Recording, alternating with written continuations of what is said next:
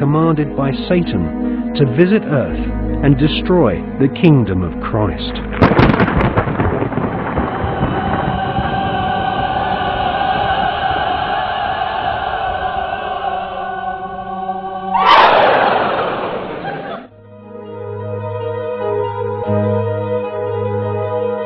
The American Ivy League colleges each have their own branches of the Skull and Bones Brotherhood of Death, indoctrinating the children of America's elite families who go on to become the captains of industry, banking, law, military, and the media. The epicenter of this elite cabal is Yale University. The last 3 presidents attended Yale, as did the terrorist expert Paul Bremer III, who governs Iraq for the Bush-Cheney Skull and Bones elite. Members of the Anglo-American Illuminati network also share the same philosophy. They believe in a single, all-powerful superstate, which is governed by a single world leader. If the Illuminati were successful, and their dream would come true, it would be a virtual hell on earth. That is what the New World Order is all about. It's a living hell. It's Orwell's worst dream and nightmare.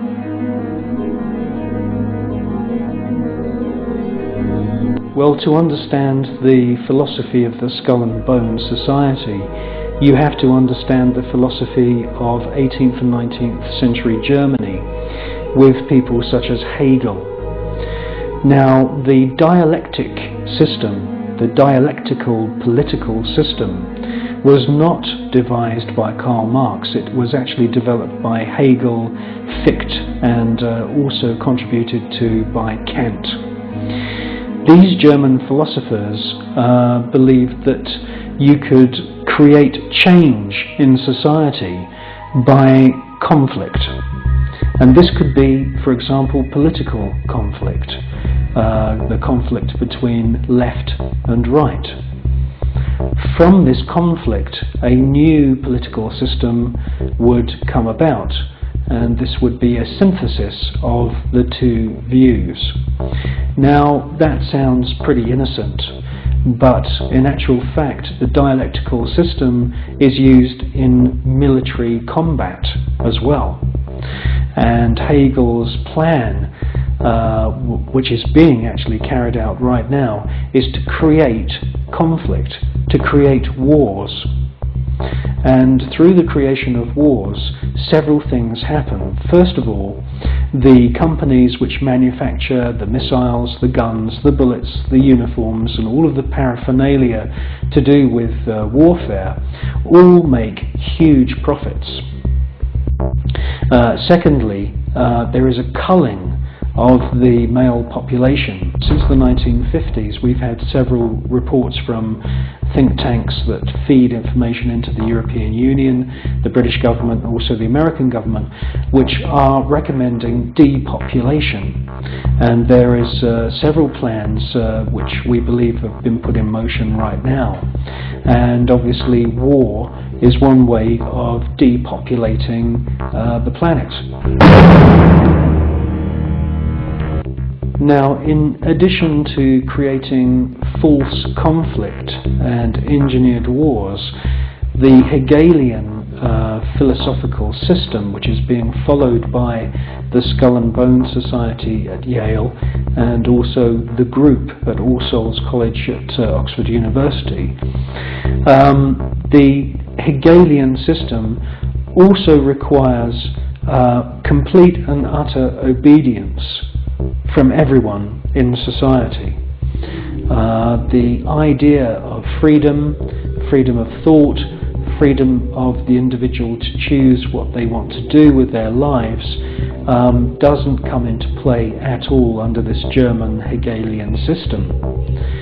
In actual fact, Hegel says that the individual should be 100% obedient to the state, and the state should take on the image of God. Now, in the Hegelian system, the state is all-powerful, so we should ask ourselves, what is the state? Well, the state is the elite. The state is the royal, aristocratic hierarchy who are able to maneuver and live their lives in any way that they choose because they are super wealthy. Now, let's just talk about super wealth and super wealthy people. I can tell you now, after meeting quite a few of them, that they are very, very different to you or me. When I'm talking about super wealth, I am not talking about Puff Daddy who has allegedly 3 Bentleys. I'm talking about super wealth, family wealth, which was in the millions back in the 19th century.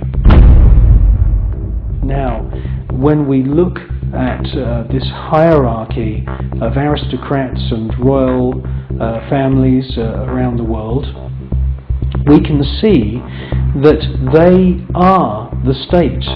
They are the people that the robots, I call them robots, the civil servants who run the machinery of the state. It is the civil servants who swear allegiance to this elite. When you join the British Civil Service, you do not swear an oath to serve the British people.